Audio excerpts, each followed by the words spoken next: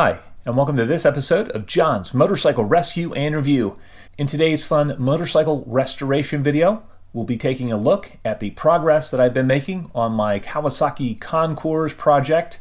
I recently picked up this beautiful 1994 Kawasaki Concours ZG1000. Prior to purchasing the bike, I did hear it run, and so I know that the engine functions. It ran poorly, and I knew that the carburetors needed to be cleaned on the bike prior to purchasing it. I also realized that the brakes were locked up, both front and back. I actually had to work those free just to get the bike on the trailer and back to the shop. To be honest, one of my pet peeves with some of the motorcycle restoration videos is that they don't cover the scope of work that's actually necessary to rescue a classic bike and to bring its functionality back up to where it should be. In my experience, when you buy a classic motorcycle, you literally need to go through every system on the bike, and you need to make sure that it's functioning properly and up to spec if you want the bike to function safely and reliably once you get it out on the road. In this video, I'll go over the progress that I have made so far on the Kawasaki Concours Rescue project. I'll talk about the systems that I've looked at so far, and at the end of this video, I'll give my next steps for this ongoing project. Knowing that my brakes were continuing to seize up every time I applied brake pressure to the lever or pedal, one of the first things I did was to pull the front caliper and check the condition of the pistons and the seals, and immediately I saw where the pistons weren't retracting once I had activated them, and that reason is that the outer seal on each piston had come halfway out of its carrier ring, and it was preventing the pistons from retracting after you hit the brakes. This made it immediately obvious that I would have to rebuild the calipers, both front and back. Since I had a rebuild kit for the rear caliper already at the shop, I went ahead and tackled that first.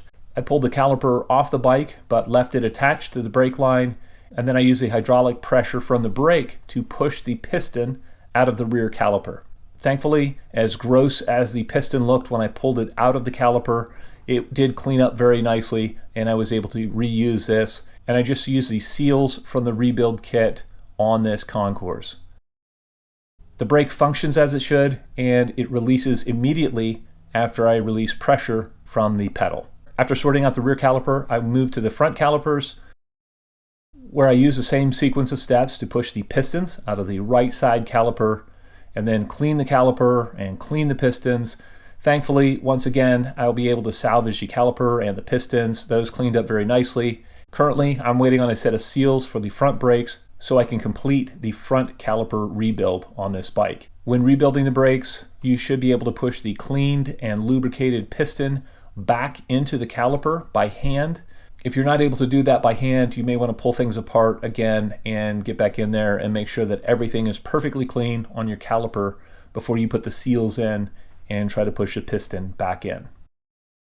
One last thing I did while I'm waiting for the seals to come in was to thoroughly clean out the master cylinder on this bike.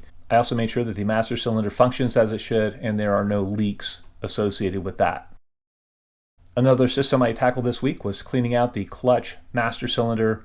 Not only did I clean that out, but I replaced the fluid in the entire system, and that functions 100% like it should.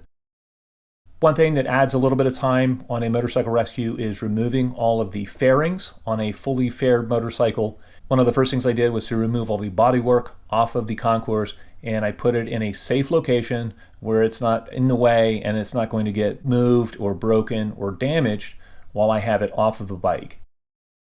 In order to keep all of the fairing fasteners straight, I replaced each one of them back into the fitting that it came out of, and I will remove all of those and replace the fairings and then replace them once the rest of the jobs on this bike are complete.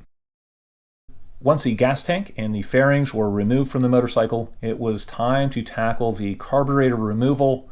This is kind of a beast of a job on this bike. Even if you undo the mounting screws on each side that locate the airbox, you're not able to pull it back far enough to give yourself a good amount of clearance between the carb boots and the carburetors. This job just takes a little bit of brute force and determination. I'm not really looking forward to putting them back in the bike, but I got them out, I'll get them back in. As soon as I removed the carburetors, I stuffed clean paper towels in each of the intake boots into the head. You just don't want any debris getting in there while you're cleaning the carburetors. After pulling the float bowls off the bottom of the carburetors, I noticed that there was quite a bit of green residue throughout the lower portions of the carburetors. Thankfully, this hadn't hardened, and so it was fairly easy to clean out, and I was able to go through and clean out all of the ports. I was able to clean out all of the jets.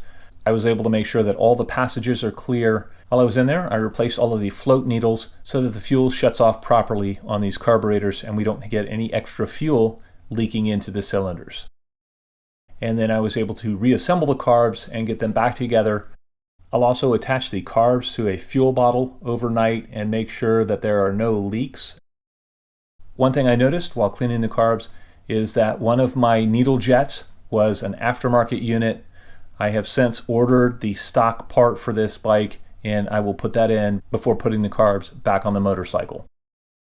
Another item of preventative maintenance that I will do is to add an automotive style inline fuel filter. This is just extra insurance to make sure that the carbs remain clean after I've done this job, and I don't have to go back in there anytime soon to repeat this process. While the carburetors were off of the bike, I removed the air box and I thoroughly cleaned that. I saw that I needed a new air filter. That has arrived, so I just need to oil that and replace that in the air box and put that back into the bike. The last thing I did was to pull the oil drain plugs on the bike and the oil filter. In the process, I realized that I needed 2 new drain plug washers for the bike, so I have those on order. I also have a washer for the oil filter, and the spring in the oil filter housing on my unit was a little bit bent, so I ordered another one of those just for good measure. I also serviced the final drive on this motorcycle. I used the Lucas 8090 gear oil in the rear of the bike, and I filled it to the appropriate level. In the process of doing these jobs and pulling the bike in and out of the garage several times, there were a couple things that I noticed. First off, my neutral light is not lighting when the bike is in neutral, so I'll have to look at that and determine why that's not functioning. Another thing I noticed was there's a little bit of a knocking when I go over the sharp bump into the garage, and I need to go in and tighten my steering stem bearings to the proper torque, and I just need to make sure that there's no play in the steering stem bearings. I also want to pull and clean the fuel petcock and make sure that is functioning properly and that there's no residual debris or old gas in the gas tank. I'll make sure that that's all clean and good to go before I install that back on the bike and start the bike up. My goal for the upcoming week is to get all of the parts back onto the bike, to complete the front brake rebuild, and to fire the bike up and get it out on the road. That might be a little bit ambitious. We'll see how things go in the meantime, and I'll keep you guys informed of the progress. All right, I don't know how many of you have tackled a project like this where you rescued an older bike or restored an older motorcycle. If so, feel free to comment in the comment section below. As always, I hope you found this video entertaining and informative, and until next time, enjoy the ride.